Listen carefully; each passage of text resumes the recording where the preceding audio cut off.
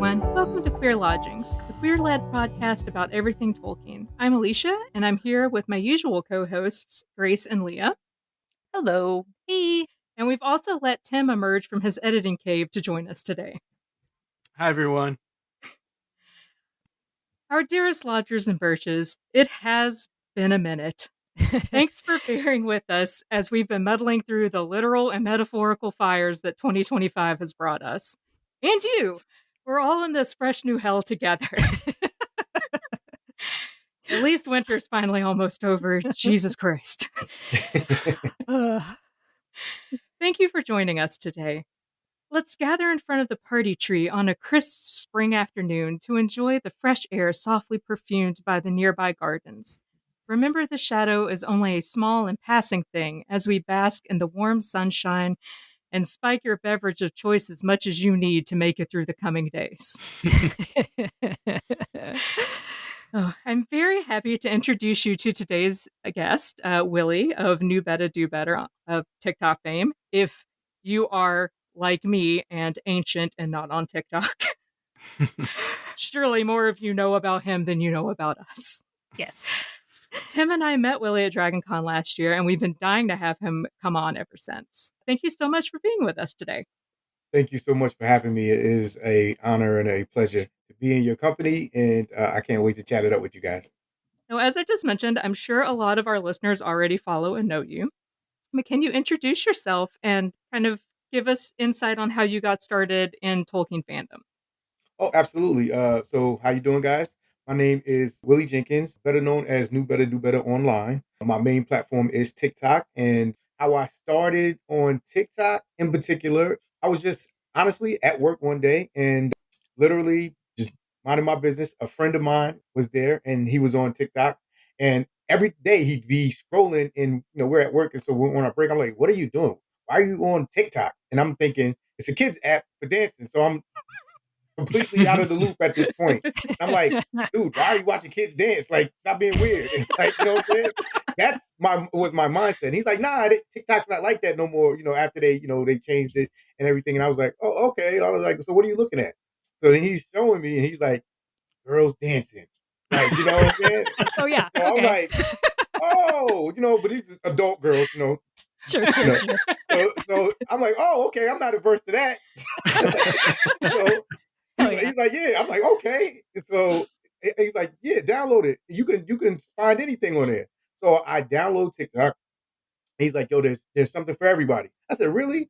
And so immediately I said, you know what?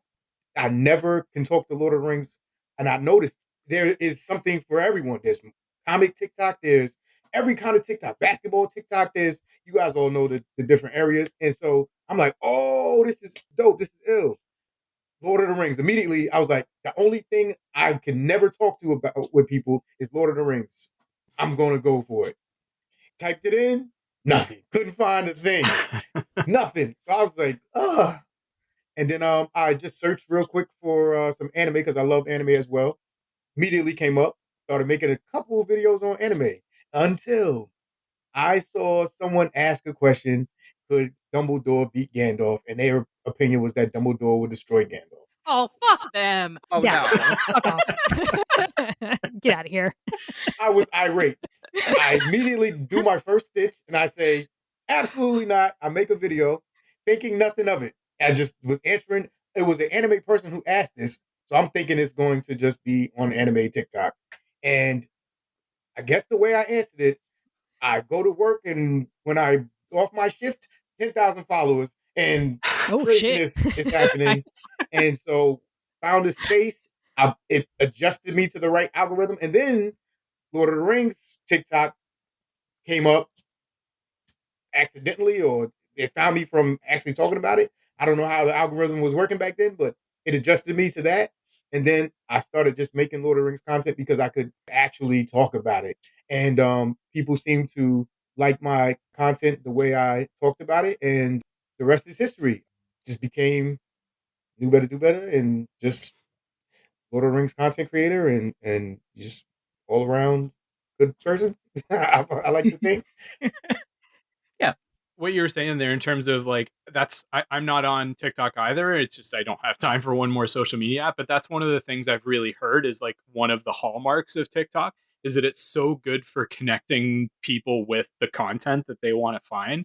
Is that Yeah, the algorithm works better than any other social media, and it's I not believe so. just Yeah, like connecting you with stuff to make you mad or get you incensed or whatever, but like connects you with information and creators and stuff that are doing what you want to see.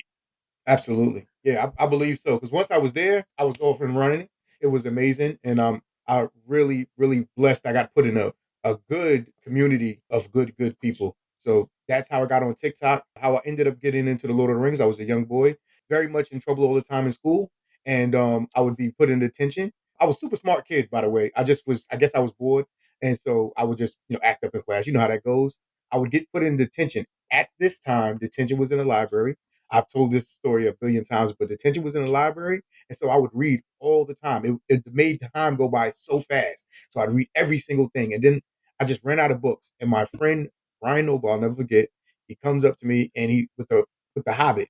And he's like, yeah, man, read this. And I looked at the cover and that's what made me read it because the cover had a picture of Bilbo and the giant eagle. And I was like, yo, that's ill. Why is the bird so big? Oh yeah.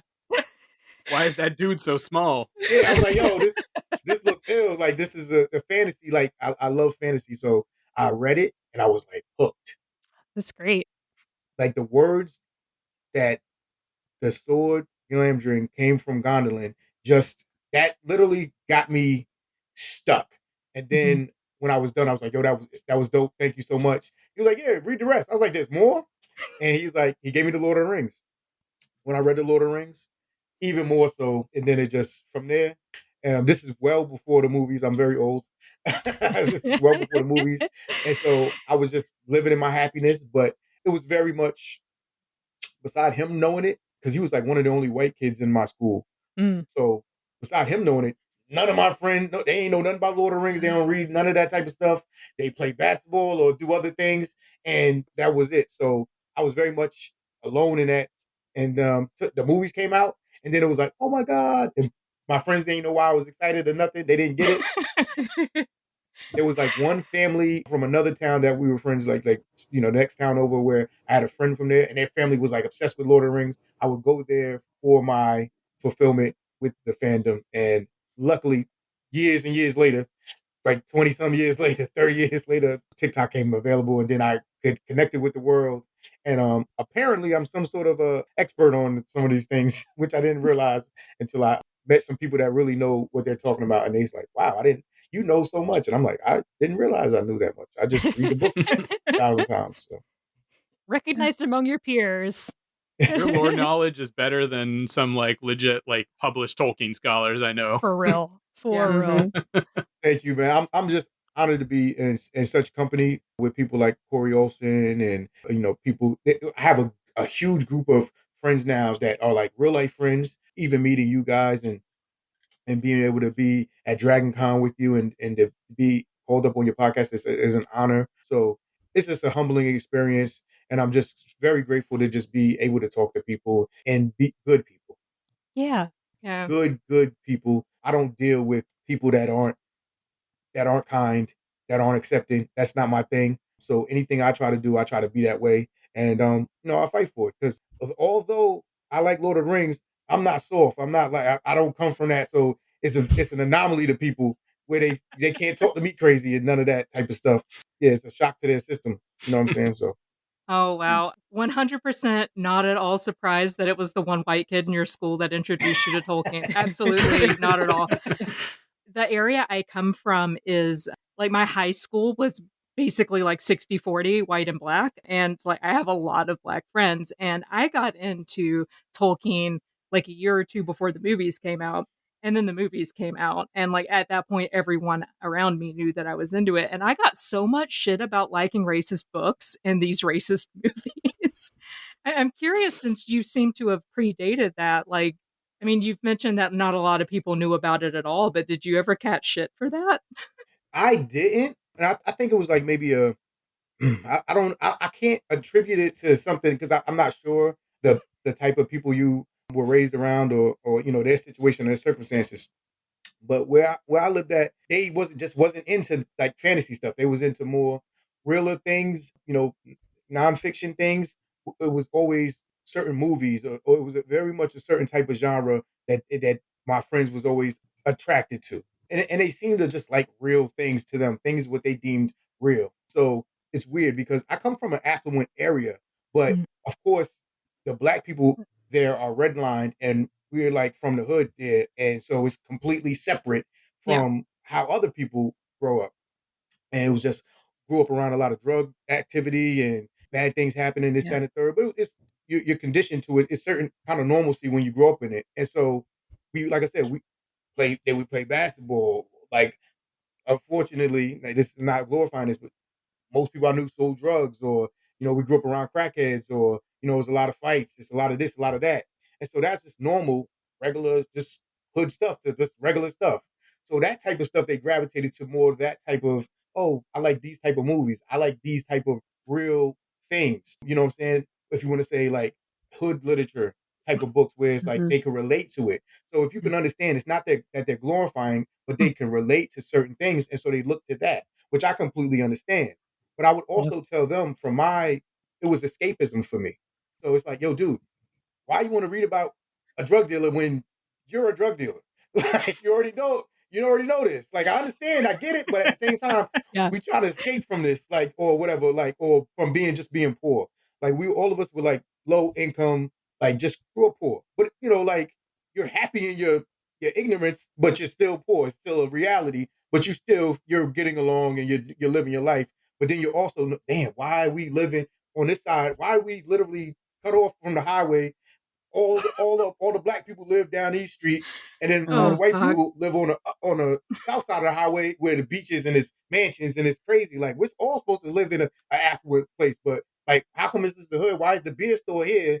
Ain't no beer stores on that side of town. Like, you know what I mean? Like, stuff like that. Like, why is the cops Yep. always on us? You know what I mean? Like, it's Mhm. stuff like that. So, but it just becomes a reality. But when I started reading Lord of the Rings, just took me out of that world. I don't got to worry about somebody stealing my bike, or I don't got to worry about my brother. God bless him. You know what I'm saying, on drugs. I got to worry about that, or what I'm saying, or what I'm gonna eat, or this, that, and the third, or I gotta share my pants with my brother. You know what I'm saying, because what I'm saying, it's 10 of us living in a 3 bedroom. You know what I'm saying, so it's like, Totally. how Yeah. how do I escape from this? And it just brought me in another world, but I was genuinely in love with the world, regardless of whether it was escapism or not. I appreciated escapism, and that's what it was for me. And I always wanted my friends to see that, but Mhm. they never cared. Mhm. But they never teased me. They never Oh, teased me. that's Okay. They great. always was like, "Do your thing. It ain't for me." They would just laugh and be like, "Yo, man, get that shit out of my face." You know what I'm saying? But they would never tease me. Like, how we grew up, like, sort of, it was that bully stuff. It was like TV movie stuff for us, because Yeah. when you grow up a certain way, you fighting all the time, this, that, and third. It's not no such thing as no bully, because Right. your peoples teach you, don't ever let nobody run over top of you, because they're gonna try to do it all the time. So it's never somebody wasn't a bully because you never let them be, because everybody parents taught them that. Whether your parents was nice, they wasn't a part of no nonsense, or some people parents was wild and they was like, yo, beat her up, this, that, and third. Well, my dad always was the nicest, hardworking, never was with the nonsense. He doesn't want you to be out in the streets, this, that, and the third. He's a good guy. But he always said, hey, don't never let nobody run over top of you. If somebody try to mess with you, you pick up a rock or a stick and you bust them in the head. Not that you're trying to be a bully, not that you're trying to hurt somebody, but you don't let somebody do something to you, because then they're going to keep trying it. And once you knock Mhm. on their door, they're not going to want to keep answering it. Mm. And that was a very much real. You know what I'm Mhm. saying? I don't mean to bring this out of the depths of Lord of the Rings, but just to, No, No, you know, no, no. relate so I much. get it. I grew up in a really poor area, and like so much of that is incredibly relatable to me. I'm really deep in reading on fairy stories right now because I'm presenting in a couple of days. So I'm like doing a bunch of research, and like it goes back to like Tolkien's Escape with the Prisoner versus like escapism. Like Yeah. you are pulled into this secondary world to feed your soul. yeah, Yeah, and it's like the responsibility of the prisoner kinda to escape. It's like no one's gonna blame you for it, and then in yeah, fact, to some degree, it's like you kind of have an obligation in some ways, I think, to try to escape as much as you can. Yeah. There tends to be a lot of discourse on like Book Talk and Bookstagram and all of these spaces about like escapist literature and who gets to escape, who deserves to get to escape, and just be able to treat literature as that escape. And so I think it's really important when we acknowledge that escape should be there for everybody, no matter what's going on. Like fantasy worlds should exist for everyone. Yeah, absolutely. That's one thing I had to come to terms with my friends. So like that's maybe this isn't for them or that's not their thought process. Maybe them relating to the things that they know and stuff like that is a comfort for them. It was always a comfort for me to see like new things and incredible things like wow, this wizard can conjure this or do this and this I can't ever see. And I want it to be in my mind and I want to visualize it.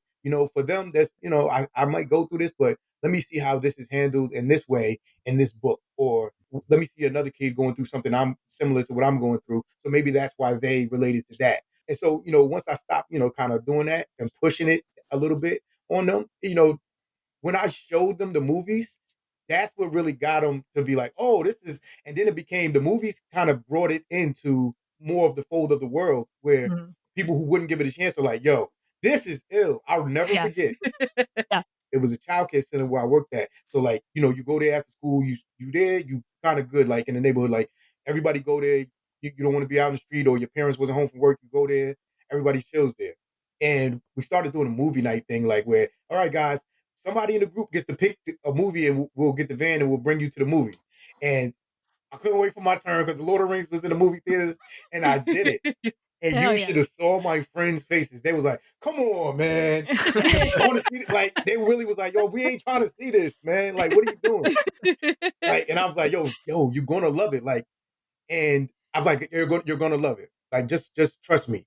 And the whole movie, they're sitting there like this, like, so mad. But at the at the end, because it's just like they just don't relate to like magic shit. Like they in their mind, they don't think it's cool. And I'll explain why. But we get to the end where Aragorn is fighting 1,000 orcs. They love it. They jumping out their seats. They're giving me dap. They're like, yo, this is the illest thing. Like, why you? I said, I told you.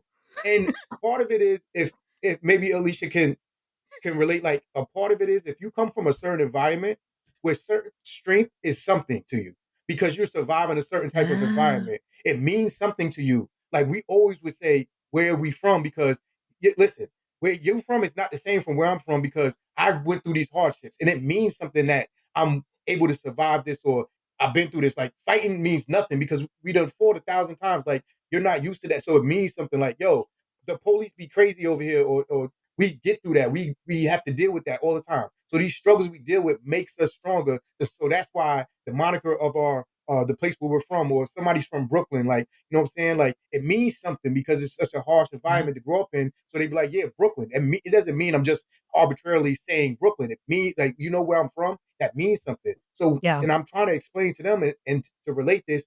Aragorn is by himself. There's nothing more gangster. You want to see some gangster shit?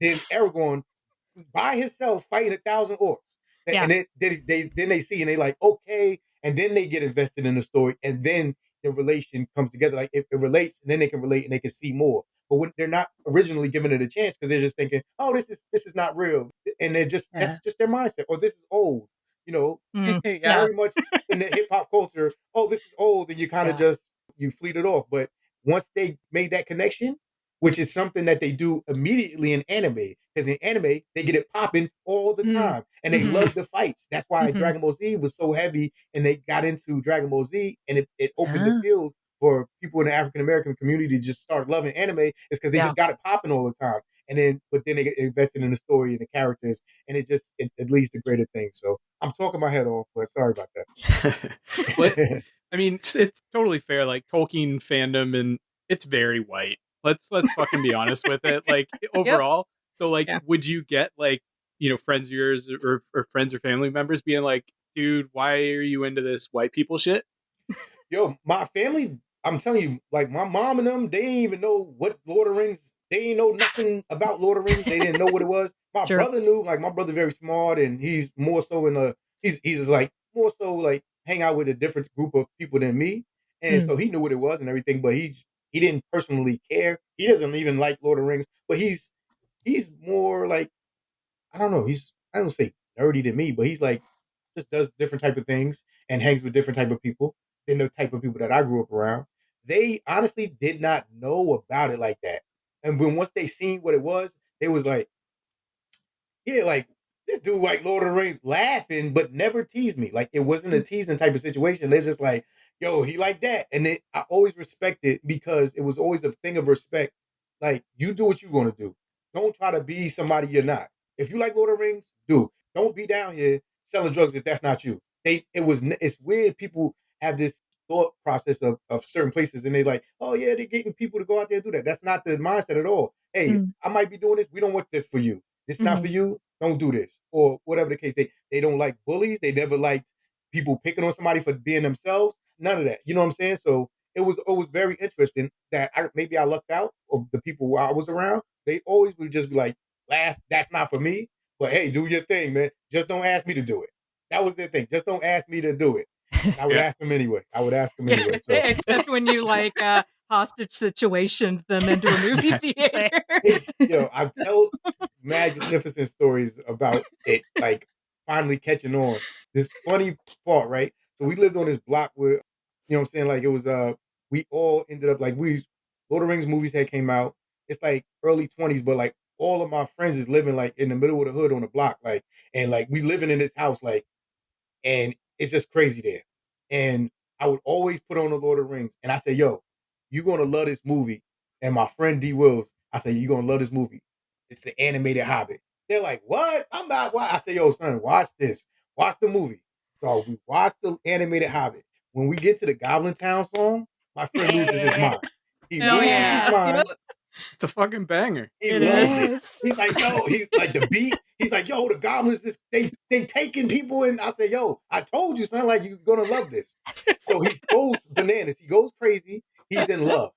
He's like, this is ill. This is like we would always get into mad fights. Like we was always fighting. So like in this particular house where we lived at. So he said, yo, this is like here. Like the goblins is like here. So we started calling the house Goblin Town. And to this day, we like people in the hood call it the house Goblin Town, and Oh it's my just so god. funny. Like it's so So dope. funny.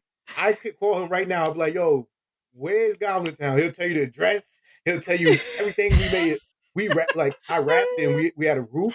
We made a song called Goblin Town about the house and Yeah. about like it was so crazy. And it's just that type of stuff is growth. And then he after that he's like, "Yo, mad interested." He got into Brandon Sanderson's books and he's like obsessed now. And he got into Yeah. Game of Thrones and now it's a completely different. It flipped on his head. Now people are like, "Yo, Willie, like, tell me about this." Or now, so it led into where now they're interested in it, and it's kind of cool to do it. You know what I fucking love about this story? I grew up in a 600-person small town in upstate New York, where the guy who played Santa Claus was Romeo Muller, the guy who wrote the screenplay for the animated Hobbit. Oh, He would have fucking loved this. Like, that would have been so cool and so interesting. And, like, I love that, like, that is where, like, the art takes people. Like, that's amazing. I love that, like, there's this real place and everything that, like, it really impacts the world and real people. And that's fucking awesome. it was amazing. It was amazing. I love it. When you're in the moment, you're not thinking about it, but like now, reminiscing about it now, it's so wholesome and so dope. And like we still think back to it and we're like, yo, and to this day, when we just happen to be telling a story about something in the house, we're like, yo, remember in Goblin Town when such and such happened? Like, and we, having fond memories, and we're like, yo, and I think back when I talk to you guys, and I'm like, yeah, we really called that place. It was named Goblin Town from the Lord of the Rings, from the Hobbit movie. It's So called Goblin funny. Town, and to this day, everybody knows it as Goblin Town. Some people probably have no clue why they call it Goblin Town, and it just. But Yeah. like my friends are like, "Yo, this is Goblin Town from really had us in there. We didn't have no furniture. We first moved in. We didn't have no furniture. We was sitting on it was a little fireplace that had the bricks coming out, and we had to sit on it. And then the child care center where I was working at, where we went to see the movie, they donated us the old couch from there. And we had that couch for like 10 years. And we ended up watching all the Lord of the Rings. I had the extended editions, and I would make them watch it over and over and over, and then fell in love with it. God. So Yeah. Amazing. Yeah, That's I great. love that the animated Hobbit is the gateway drug. It's pretty it's the great. truth. Yeah, it's Fucking the truth. love that. It was very hip hop esque, and he was like, "Yo, this joint is hitting like Goblin Town." Da, da, da. And then we made a song, and I was like, "Yo, I'm gonna make a song off of that." I made a beat, and then like my man made the chorus and everything. Like it's crazy. You're going down to Goblin Town. My people got 4 pounds. We don't play around. We gonna take you, so don't make it sound. You're going down to Goblin Town, mother lover. Nice. Nice. I love it. Beautiful. Amazing. So it's funny. Amazing. I fucking love that so much. Like most of the music that's inspired by Lord of the Rings is like death metal, and like fine, whatever, but no, man, like early 2000s like hip hop and dirty south rap is my jam. That's the truth. It's the truth, man. I've always related and connected Tolkien's poems to rap. When I would read the Misty Mountain poem, I always was like, this is like a rap to me, and I see it just like it visualized a rap song. And rap is stigmatized to be so bad to certain people, but they're not listening to the stories that are being told in most rap. Yeah. Now, there's rap that's pushed forward that is just gibberish, but the main core of rap is so beautiful and so poetic and amazing, very Tolkien-esque. And I actually are doing a show with Corey Olson about it and the connections between the two. And so, we find the commonality between the two all the time, and it's amazing. So Oh, Hell yeah. Nice. that's awesome.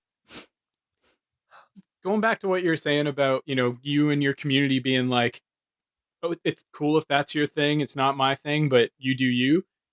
And that's going back like 25, 30 years. I like that is the sort of attitude that I wish that we had in Tolkien fandom today, where like it's some parts of it have just become so polarized and so unwilling to just let people enjoy Tolkien the way that they want to, right?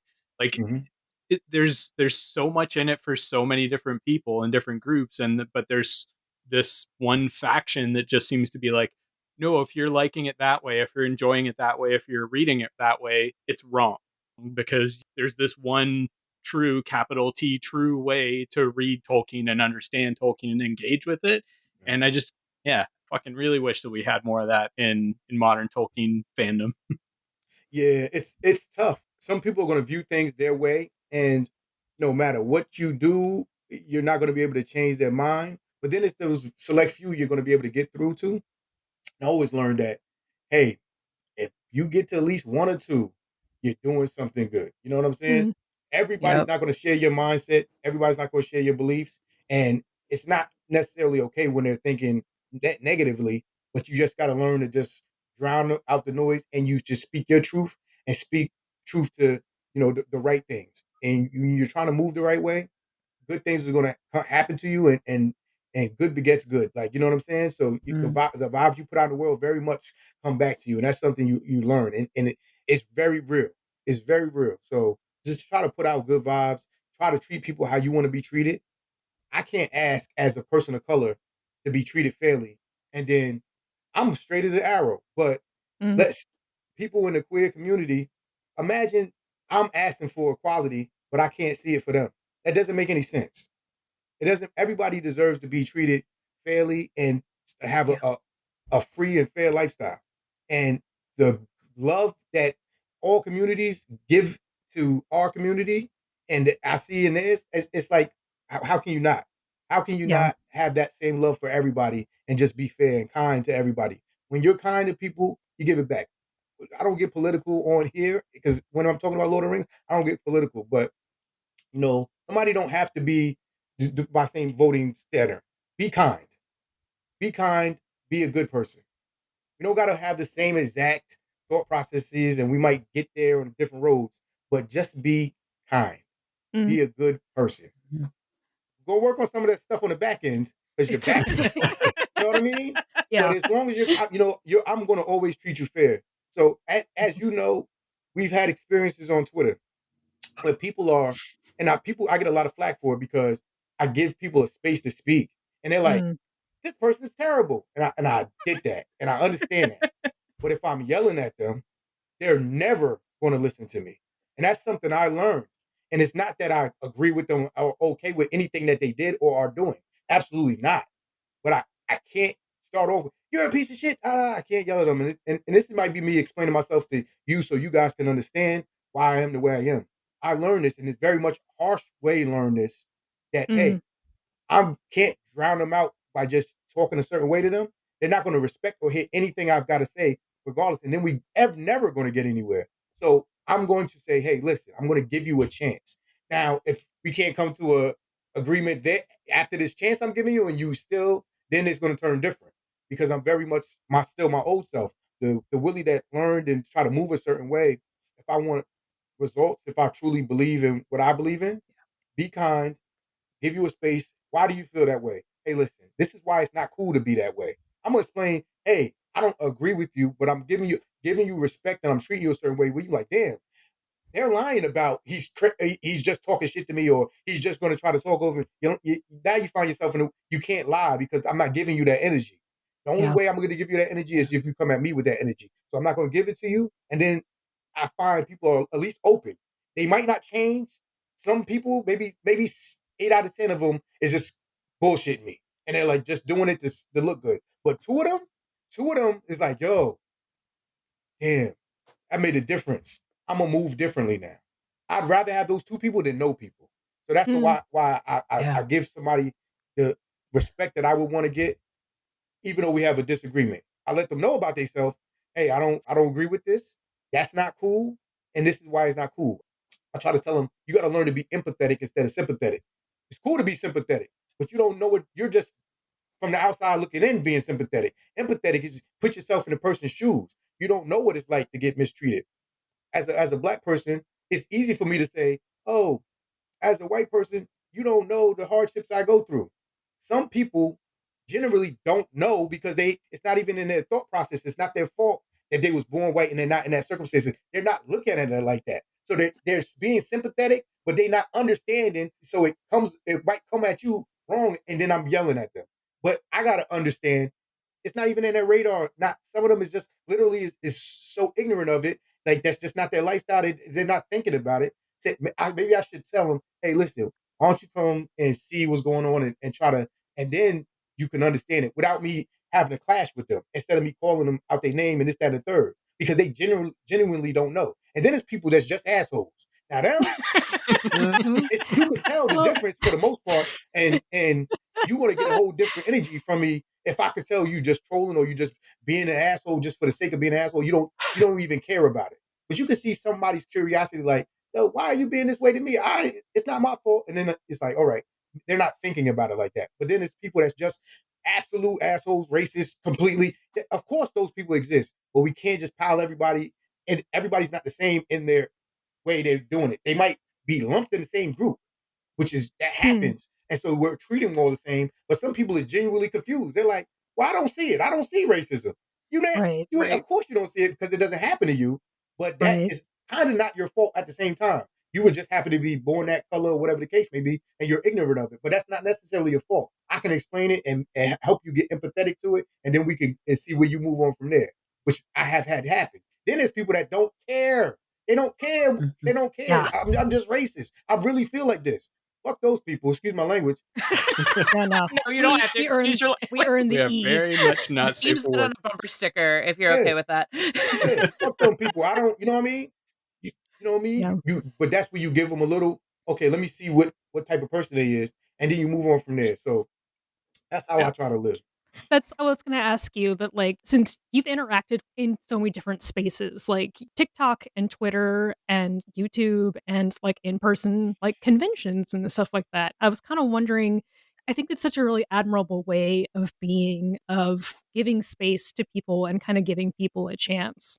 And I kind of wonder, we spoke a little bit to it, but kind of like how you kind of modify that stance depending on where you are, like in what kind of a space you are. Like what sort of spaces offer the most opportunities for you to interact with people who might just need to talk with somebody, and what spaces are you know, I mean, I think we know the answer, but like what spaces are less conducive to that kind of conversation? And I guess since I am also an old and not really on TikTok, but like how has TikTok kind of like modified that kind of space that you want to give to people?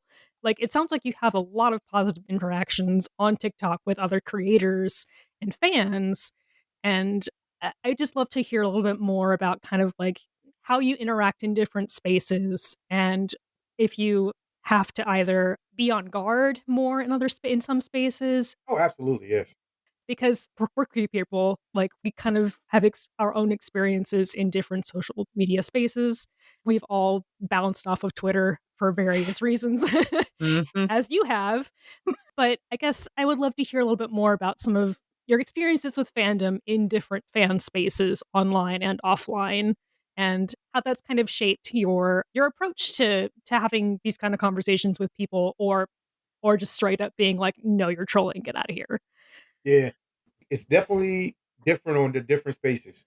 So that's 100% true, and that's a great observation. As you know, Twitter is a cesspool, but no place is worse than Reddit.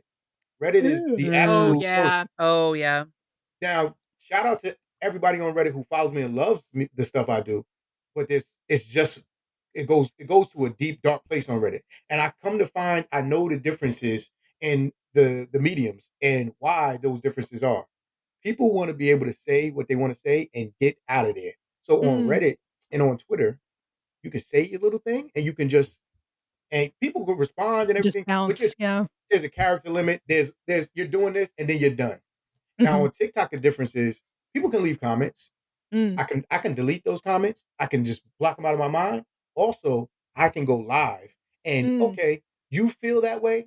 Prove that you feel that way and why you feel that way. And they can't mask their hatred and racism as much as they can on Twitter, where you can just say it and it just is. And now we're mm, typing back and forth and there's no context. So mm, now I'm going to go live. If you believe the bullshit you're selling, come up here and go live with me and I can speak my truth. And people are listening and they're like, damn, he's standing on his business and he's articulating himself. This person is just spitting white noise. So all that, leave a comment and then run away and do all that and not contextualize what you're saying, it doesn't hit the same. And so it's a very different medium. mhm, When in the beginnings, complete love, complete admiration on TikTok, and then we get a little bit of pushback when the first season of Rings of Power comes out, the people come out. And it's like a big pushback is a big pushback. And I stay the course. I plant my feet and I show, hey, listen, I'm with this. It's harder to fend off on places like Twitter, where they're just commenting hate things and running off. And then I'm arguing with them, but like I said, there's 140 whatever character limit. yeah. I can't really Yeah. articulate myself. On TikTok, I'm like, oh, you left this comment? Okay, I'm gonna make a video, and your comment is for everybody to see. Let's see Yeah. what the majority of people really think, and how are you looking? Now, other people are coming in here like, oh wow, you said this. Wow, we can also make a video on this where we're really articulating ourselves. We're speaking truth to power about the reality of what you're really mad about, your beliefs, and how they're not right. And I can pull up books right on live and disprove what you're saying. I can really do it. On Twitter, I can't really do all that. I can't, it doesn't facilitate any kind of retaliatory in a good sense, retaliatory where you're just trying to prove someone's hatred wrong or anything Right. like that. It doesn't facilitate that well. It's hard. So that's why I always say if somebody's talking crazy to me on Twitter, let's go on spaces where we can talk. And then Mm, if you was in yeah. there, guys talking crazy to me on spaces, but then he made himself look very ignorant. He started saying something that was completely true, and everybody's like, "Oh, you full of shit. You don't even know what you're talking about. That doesn't even happen in the books." Oh Okay, my this and god. it completely takes it. I don't have to even say anything because Yeah. you made this argument and you're arguing, but now when you're actually talking, you don't even know what you're talking about. You disproved yourself. Thank you. Have a good day. Move on to the next person. It's Yeah. just a Oh, better medium where we really talk. And their tone shift completely too, right? Yeah. Like you get Mm, these guys that are all fucking talk, and let's be honest, it's mostly dudes. Yeah. These fucking dudes that are all talk when they're just typing words behind a keyboard with the character limit. When they actually get put on the spot, like their tone changes completely. Like they put on this like veneer of civility and everything. And that's the people that really fucking frustrate me, is the Yeah. ones that clearly are assholes, but pretend that they're like looking for honest dialogue or whatever, right? Intellectual hospitality. Yeah, I just want to debate or whatever. It's like, no, you don't. You just want to fucking like try and steamroll people. And you can do that when, you're just an anonymous guy behind a fucking keyboard. But you can't do that when you're put on the fucking spot and asked to defend the positions that you're putting up. Unless you have a particular kind of training, like it's hard to do like gish galloping and different kinds of like written rhetorical techniques to dodge and weave. Like politicians and stuff kind of get a training to do that, on the spot and on the fly. But a lot of these dudes do not have that kind of training. They don't. And they're really bad at it. And when they're put like again on the spot and on mic, really, it's like they don't have the juice and they don't have the ability to do all the ducking and dodging and weaving that they can do when they're typing. You can't let somebody talk you into a circle. Yeah. I've been in some of those like Twitter spaces back when I still had a Twitter account where you were moderating that discussion, you were having those discussions. And one of the things that I think was really valuable in that space was the people who were trying to like advance their false narrative or whatever had to confront how that was impacting real people and then try to pivot in real time and try to still pretend to be rational and reasonable and tattling on themselves in real time. Yeah. And I hope also that those times that they're confronted with the real world impact are things that maybe eventually down the line they learn from. Yeah, absolutely. No, I agree with you. Even when the people, like, let's say somebody comes up and they have a complete false narrative and they're like, you know what, I'm gonna act like I'm for the good and I want to be better. And I'm acting like this on this live and they're faking and they're lying. It's still, that shit is recorded, bro. The internet is forever. Like you look crazy. You make yourself look crazy. Because you're up here, it sounds like you're acquiescing to what we're talking about, and you're like, oh yeah, man, I want to change this and the third. You guys aren't so bad. Okay, you said that. Everybody sees that, even your friends and your mans and them. So when you go back and you know what I'm saying, coattailing them, and you're like, yeah, like, dude, you was just up there saying, like, I would laugh at you. Regardless, I don't have to get you to change. Right. You were up here like, I want to do better, I want to change. You guys aren't so bad. I don't mean it like that. You said that. I didn't make you say that. So you was a sucker. If you make yourself, you take all validity away from yourself. You know what I'm saying? So it's definitely the medium. And in real life, let me just tell you something about people in real life. All of this computer stuff is computer stuff. In real life, you don't meet none of those people. Yeah. Absolutely not. You don't meet none of them because they're not like that. And I'm really like that in real life. So if you talk crazy to me, we're going to fight. And not that I am condoning violence, but it's a reality to it. It's very much a reality to, I always had to learn, hey, watch what you say because you could get punched in the face. And when you get punched in the face for talking crazy, it teaches you, hey, life is real. Whether you agree with it or don't agree with it, that doesn't mean anything to the real world. It doesn't mean anything how you feel about that because it can happen. So that's why you have to learn to respect it. And in respecting that, you learn to respect people and you treat people with respect. And that's where you get it. So I'm always respectful and I don't talk crazy to people. But in real life, I'm not going to let you talk crazy because I'm going to show you this is real life. You're not going to talk crazy to me. I might let you slide a little bit, but you ain't going to be doing too much because then real life is going to come in. And I bet you don't do that because I'm not a nerd in real life. You know what I'm saying? I just happen to like Lord of the Rings. So there's a difference. I mean, not enough of the worst nerds on the internet have gotten punched in the face enough in real life. Is my opinion. So Yeah, they should have been punched more. Like I witnessed some of your like takedowns of people in Twitter spaces, and I'm not going to mention the guy's name because dude is a huge piece of shit that we've all kind of like dealt with in the past. But like hearing you just systematically like emasculate that man was so great for me. And like I know that you caught a little shit about it for like platforming a virulent racist. And I want to go on record to say I didn't necessarily see it as you platforming him because you like completely murdered the man, brought him back to life, and then murdered him again.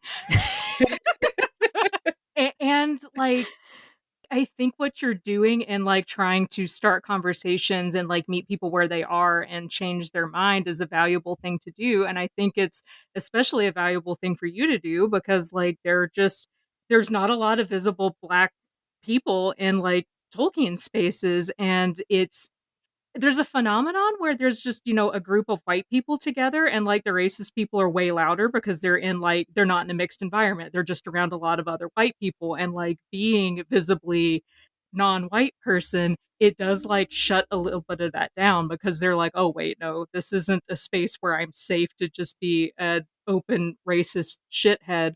Mhm. And that people are gonna like allow me to get away with it because we're all homogenous. So like Yeah. I think Yeah. what you're doing is really valuable, and I really appreciated watching you tear down the few people I have watched you tear down.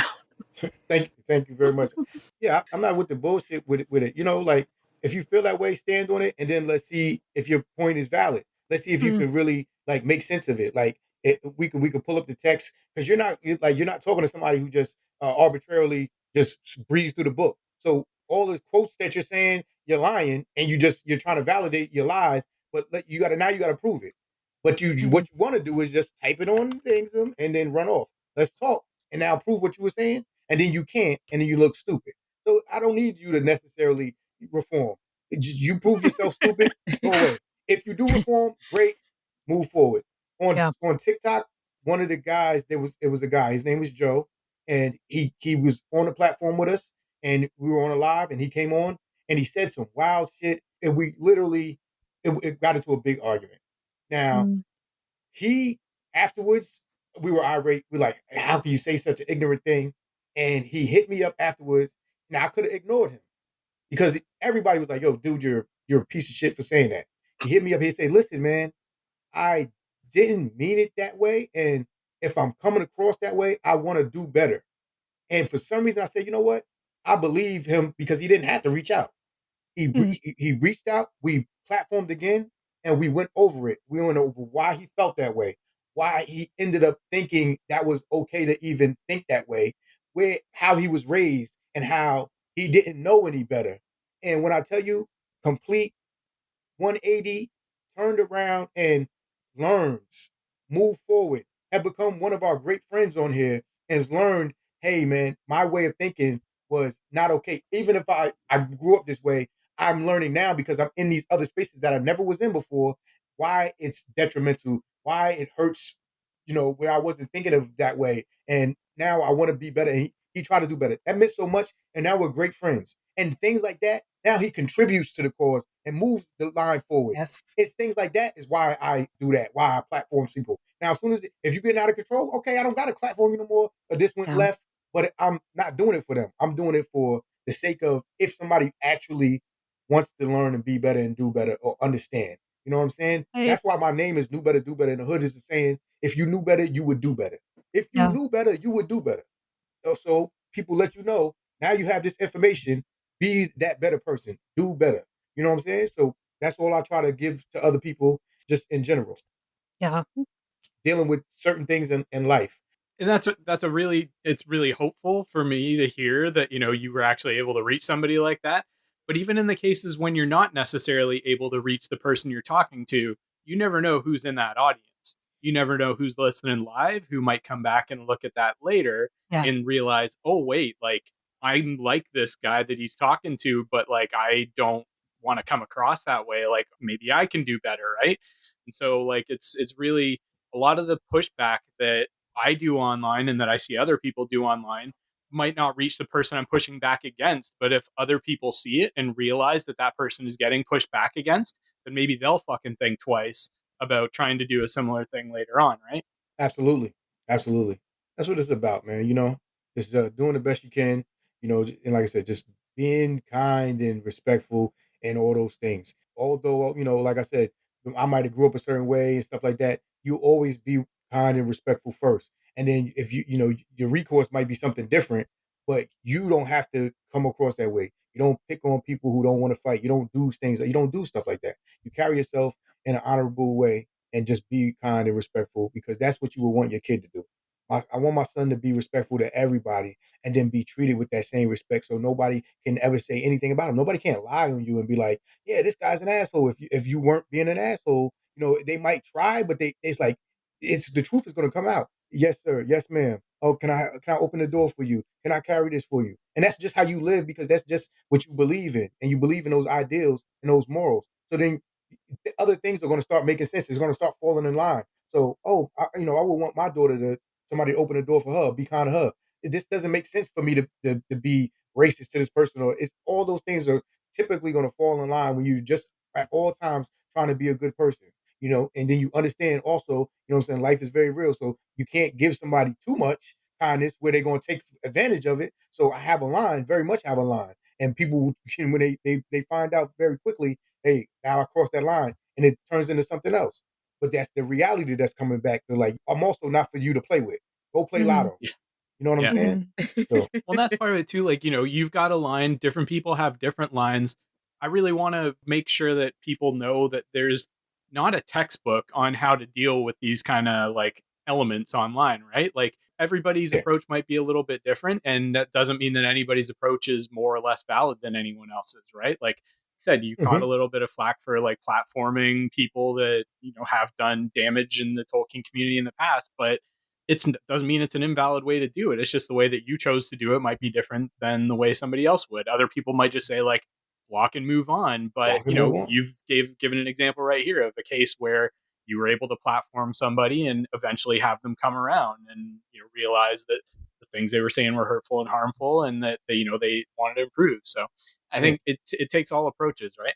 And nobody is perfect. I'm not perfect. I've been on lives and maybe inadvertently made somebody feel lesser than or been away or yelled at somebody inappropriately. It's about taking accountability and saying, hey, listen, I was out of line. I apologize. I'm going to try to move forward and try to be better. I'm not Yeah. perfect. I might say something that might offend one of you. And it's taking that information, taking the feedback and saying, damn, if I truly didn't mean it, let me go ahead and take accountability for it and try to be better and learn. And that's what I want people to do. Nobody's Yeah. perfect. Nobody's Yeah. perfect. Definitely not me. Definitely not me. I have my past and my things, and even growing up, just being, just certain things you used to think was okay to do. You learn, hey, that's not cool, bro. That's not the word to use. That's not the way to be. And that, you have that understanding. You go forward and you move from there. Nobody's ever going to be 100% perfect. It's what you do and how you try to grow from it. That's all. That's it. Well, and I think we can come together as a community, right? And like, I think people deserve to know, like, if you're going to be debating with someone and somebody shoots you a message and says, hey, this person has done this a lot. They sea lion, they do all of these things. Nobody's been able to reach them yet.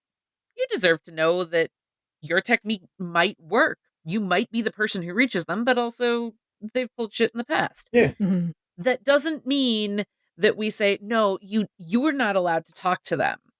We want you to shun them too. You get to take whatever technique works for you and the lines that you have. And I think we can come together to share that information and knowledge and historical context when there have been bad actors in the community without blaming the people who are doing work to try to change hearts and minds. Yeah, being Yeah. informative but not prescriptive, right? Yeah. Exactly. Exactly. Yeah. Yeah. Yeah. Well, I just wanted to say that, like, I do think that there is some issues on the left and in progressive spaces where fucking up is not handled with grace, and Mhm.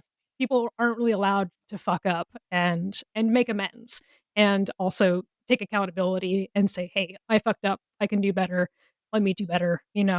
I Yeah. do feel like that it's a problem that we have on the left and in progressive spaces, Yeah. which scares a lot of people off, and in a lot of ways kind of hardens people into steering very clear of potential change and a potential community that they would probably find a lot in common with if they weren't so scared of fucking up in public and being ostracized or attacked, or again just not being allowed to be held accountable and take responsibility, Mhm. and not being allowed to stay in community while still being held accountable and doing better. But the conversations that you're having and then the spaces that you're having them in, that really gives me some hope because it just reminds me of like, yeah, people can change, and in a lot of cases, people want to change, Yeah. and I do think that there are some groups and some communities where a lot of people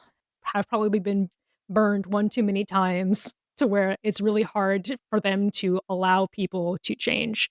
Yeah. And yeah, I don't know. It's kind of a hard thing, I think, It's a to hard hold the line. balance. Like Yeah. I get their hurt, and they feel like they're being Yeah. betrayed when you're like, well, why are you platforming this person? Like, oh, I was so hurt by this person, and I get that. Yeah. I understand Yeah. that. I'm on your side. Let me do it how I do my thing, and I'm for you. I'm going. If you listen to what I'm saying, I'm going to speak for you. I'm going to advocate for you. I'm not going to let this person. You know what I mean? I think some of that work is like it's essential work because the people and groups that want to use Tolkien and Tolkien spaces to advance white supremacy, authoritarianism, things that are actually very hard to find a ton of support for in the text, but they have their ways. And Yeah. they want to draw on that. They're willing to take in the people who would be able to change their minds one way or the other. But have been burned. And we don't want them to be going over to that side Yeah. of the internet and of the world and the ways of believing terrible, cruel things. Yeah. So the more that we're able to do following your example, the better it is for Tolkien spaces in general. I I also follow you Agreed. guys' example, man. The way you guys stick together and you don't let anybody. You guys are fearless, and you don't let anybody intimidate you. And you speak up. And Tim has hit me up a couple times. And hey, man, this is on some bullshit. Just letting you know, giving me that information, and I'm like, yo, I appreciate that. Like, you know what I'm saying? Like, it feels like community and love and support.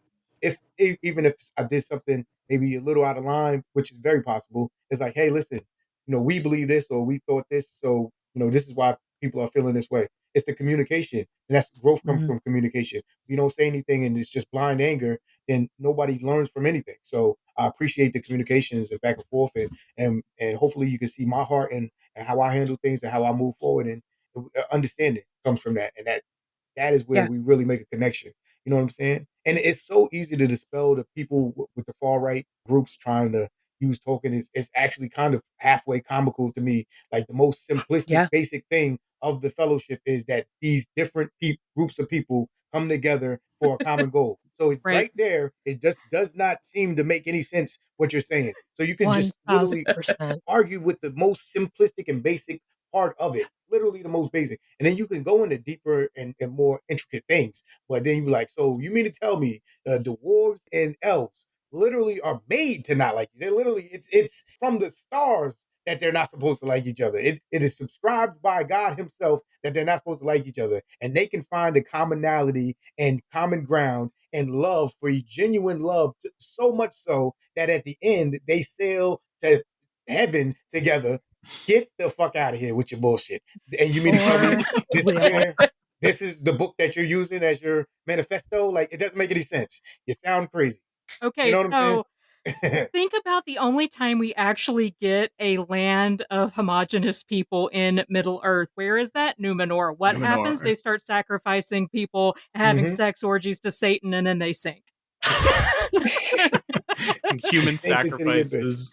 And it's so many examples. They would after the fall of Numenor, like they can't beat Sauron. What do? They combine every single race of people together to beat Sauron.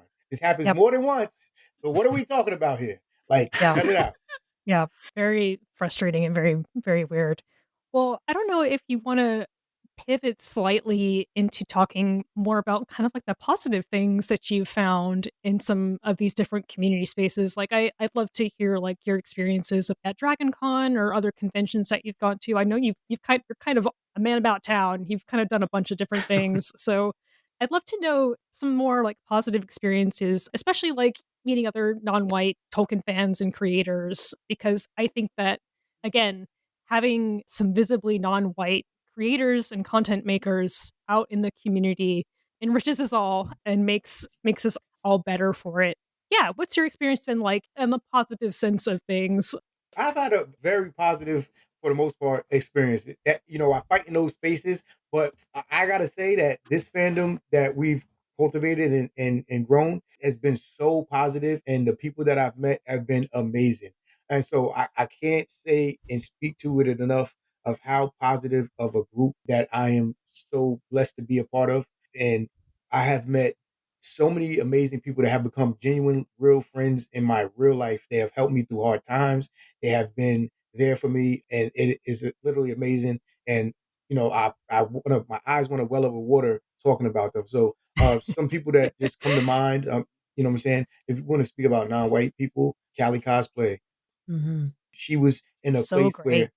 where she joined a live I was doing, and she was like, "It's so hard being a person of color and cosplaying, and I get these feelings, from people in these comments and these things." And then she's like, "When I come here, I don't get that vibe."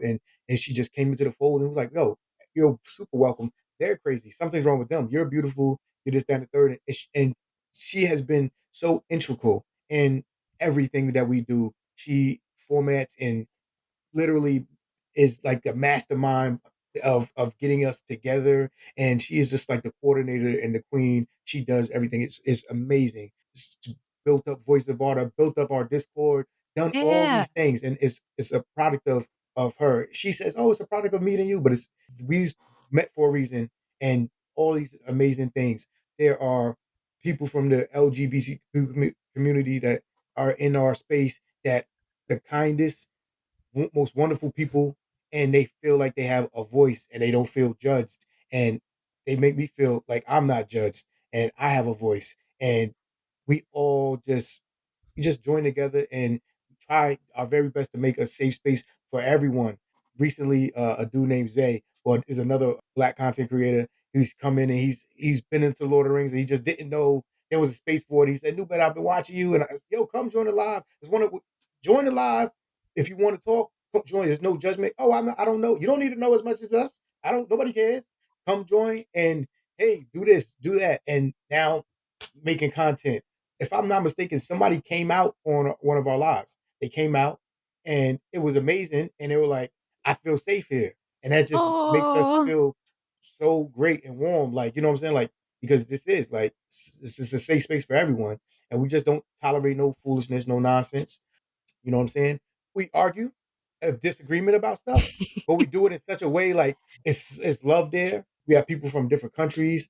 Lee is disabled and is one of the smartest content creators I've ever seen in my life, and I'm scared of her knowledge. It is amazing. We have so many talented people, and she's all the way from UK and literally one of my best friends. Like we talk all the time.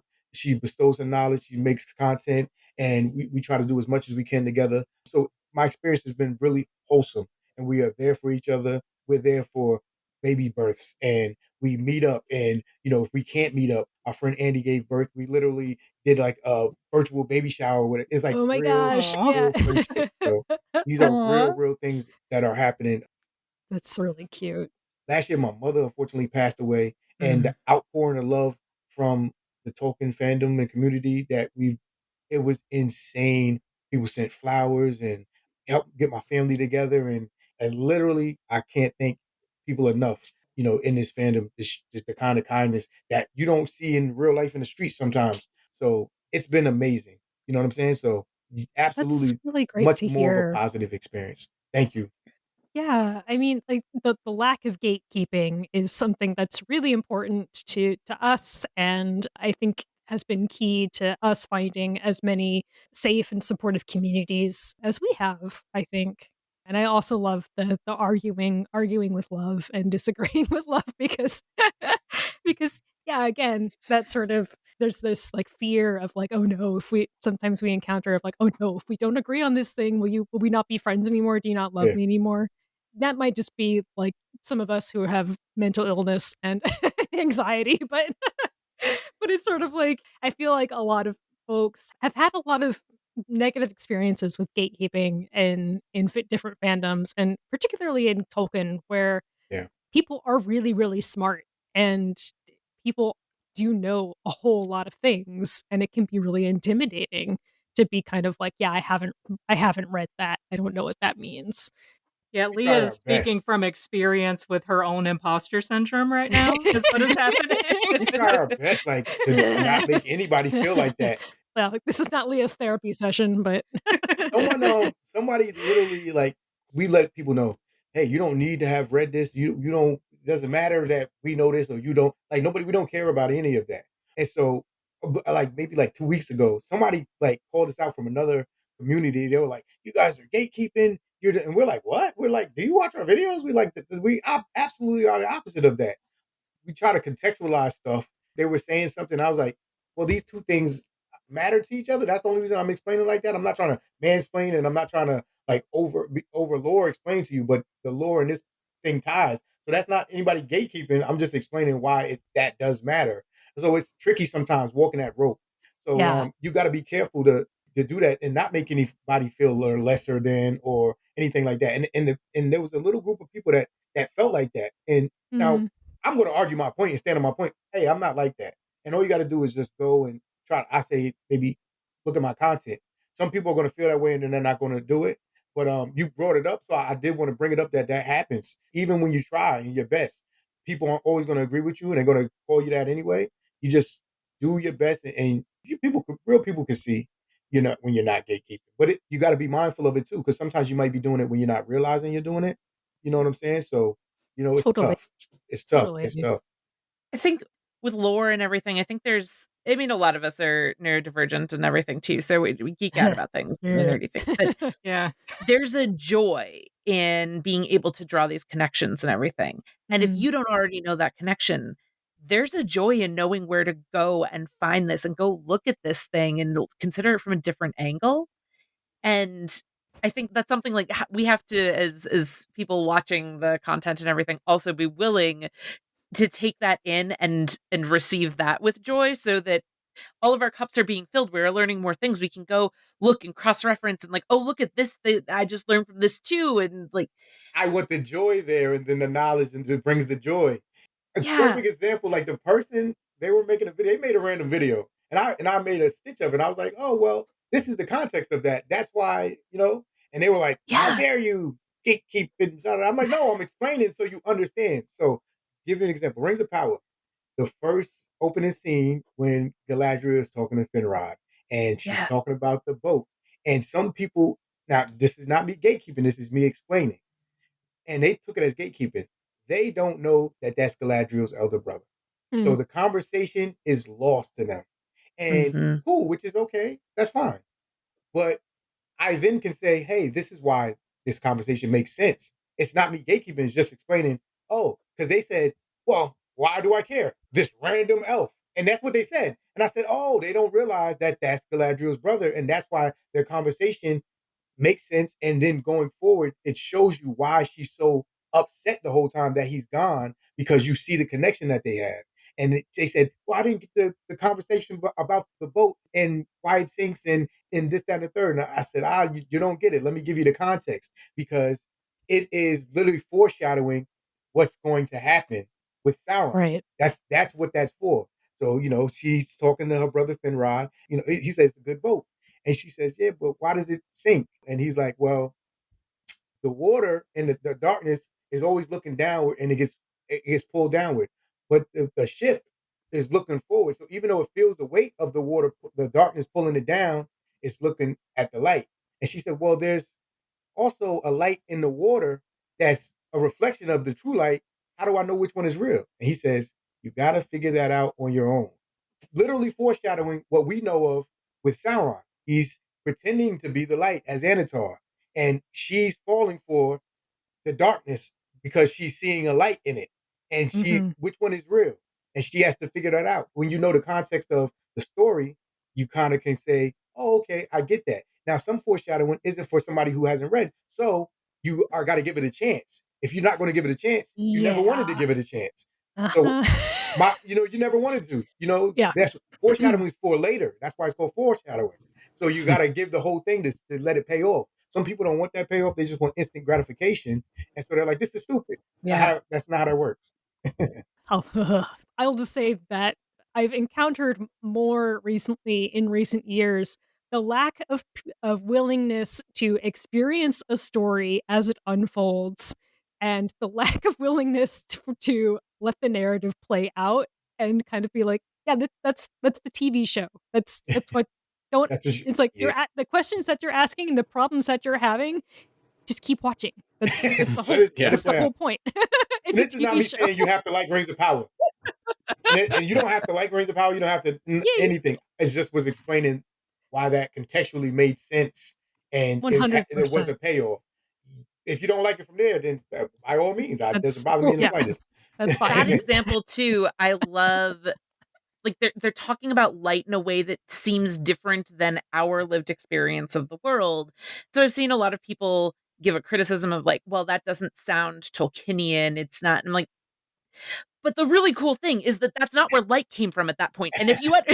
and it's Anyway. like I get really excited and nerd out about it, and like I'll bring a lot of my friends along with like, okay, all right, all right, I get you.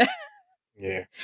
But that joy in discovery or like recontextualizing is something that I nerd out about. It's not necessarily where the majority of the internet decides to be or the loudest voices on the internet decide to be. Yeah. They're not for the majority. Yeah, I was at Dragon Con. We all went out to dinner, and I was talking with Leanne a lot. And I said something to her that really stuck with her. 'Cause we were talking about silver gifting because that's one of my favorite ships. And it was before the full second season had aired, so we weren't quite sure what was going to happen there. Yeah. And I was talking to her about this ship and how much I like it. And she was like, yeah, but like, I don't think they ever actually had sex. Because like if a Maiar has sex, they become like bound to their body, right? And I was like, okay, but hear me out here. Sauron then crosses over to Numenor, dies in the flood, and is no longer allowed to have a fair form. What if he's no longer allowed to have a fair form because he was born in Celebrimbor? And she She messaged me out of nowhere a couple of weeks ago and was like, what you said at that dinner really changed my life. And I was like, yes, this is the kind of conversation I love to have. she went Amazing. off about it. She was doing lives about it. Like I know you're not Amazing. necessarily on TikTok like that, but she was going crazy. She was like, my eyes have been opened and da, da, da. It's phenomenal. And we love those kind of conversations and stuff like that. Yes. And we're like, go ahead, Oh my girl, preach. god. Oh my I Like, love god. that. I love that. yeah, so it was dope. It's just Like- people's perspectives. You get to enjoy other people's perspectives, their viewpoints, and you can start seeing things from their eyes and saying, "Oh, I never thought about it that way."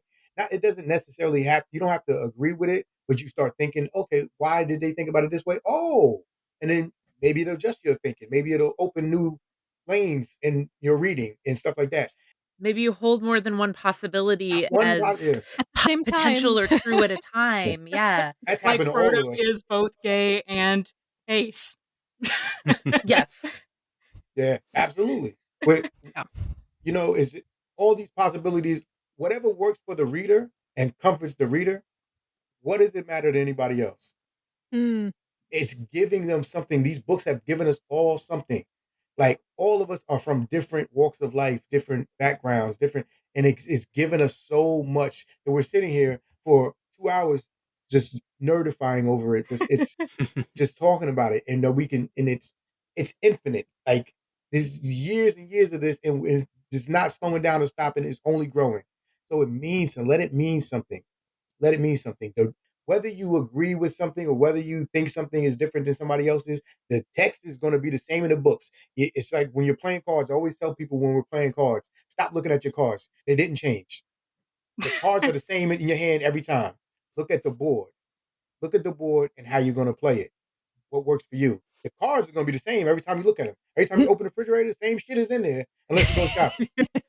Sure. So nothing is changing about the book. If you look at it one way and you feel that way, hopefully it's a more positive outlook. Great.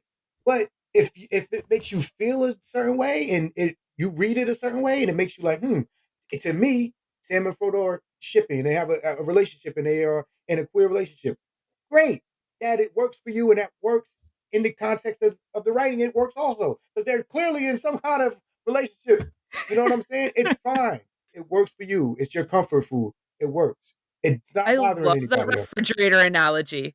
That's so good. I'm going to steal it because you can make so many different meals, and the hobbits would want you to, out Yeah. of whatever is in that refrigerator.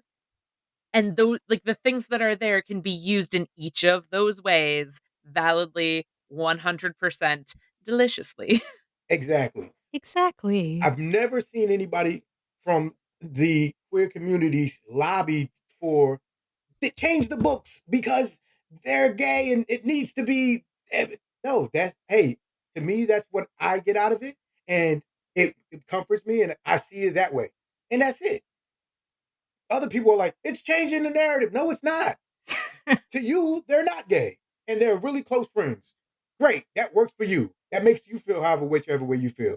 That's not The how the thread other that person runs feels. through it all is that they love each They love other. each other, which They love is each other. undeniable. It doesn't matter how the other person sees it. It's not affecting you. It's your problems are affecting you. Your inadequacies, you know what I'm saying? Your bigotries that's your Yeah, problem. It's that's a you bothering you that problem. much. It's bothering you that much. You probably need to go talk to somebody. It's not affecting anybody else. Like if everybody was just like open and free, like you would be like, wow, everybody's really for the most part good people.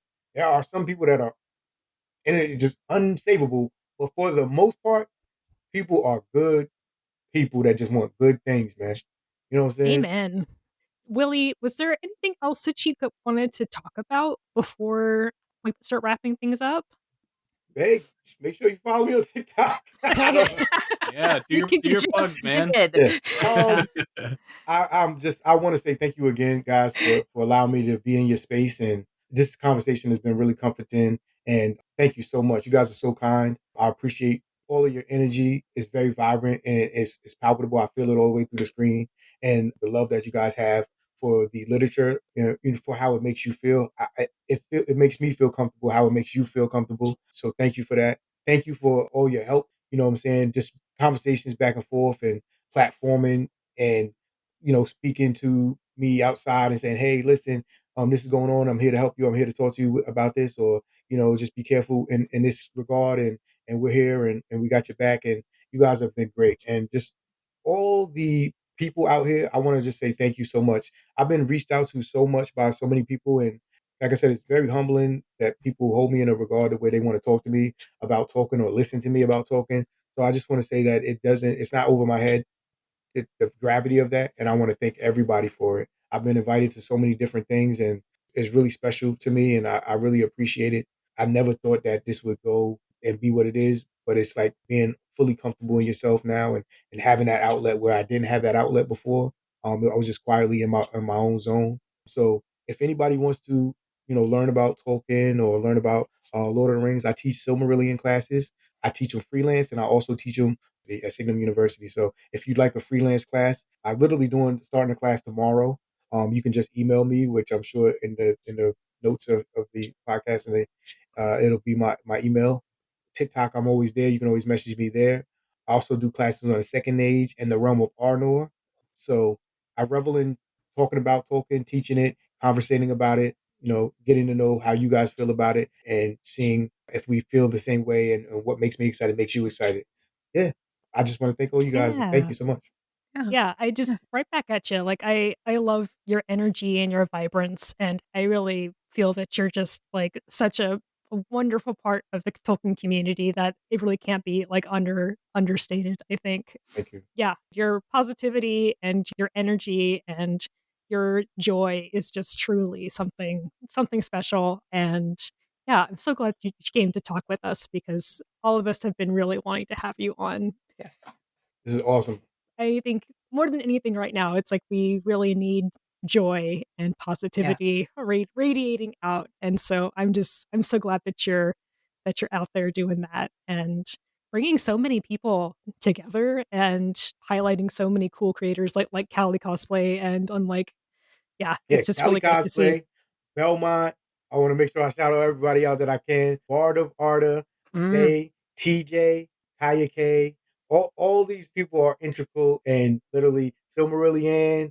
I gotta make sure I shout out Miranda. Gotta make sure I shout out Airplane Facts with Max, Don Marshall. All these people are like pivotal in the community.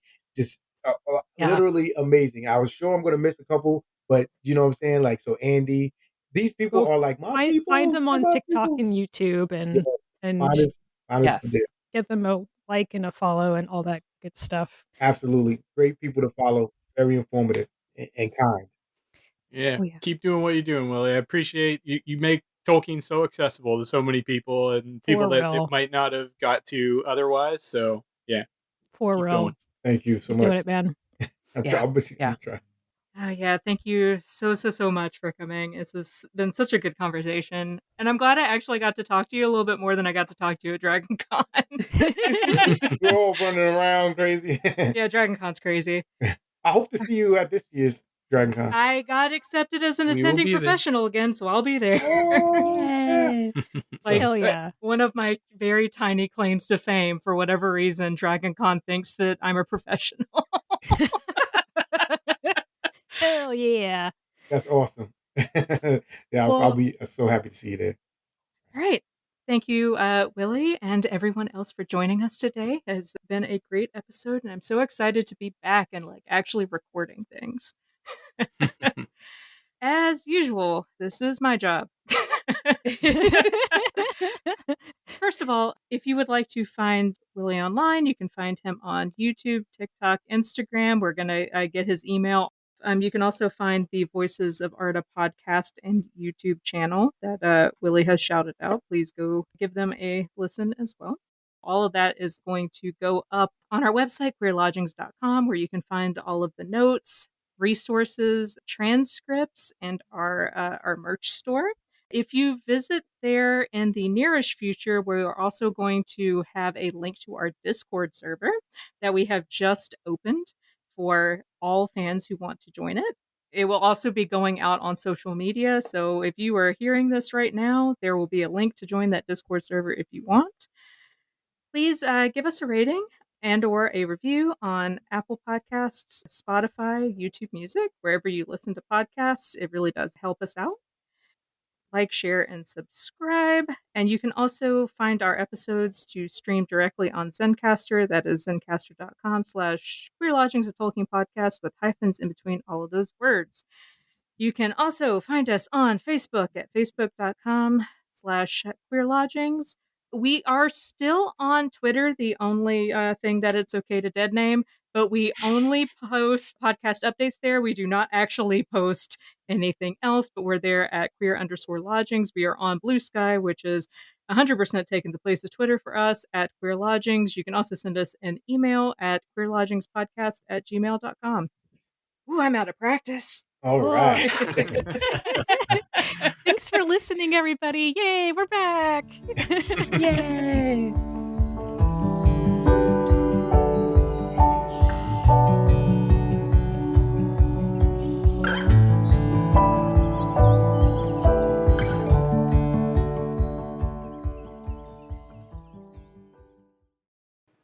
Well, it's kind of getting close to whatever time it is wherever you guys are. Because Good like story, Grandpa. Tell it again. Now there's the B-roll for the end of the episode. Well, Close to the hour, close to the hour, perhaps.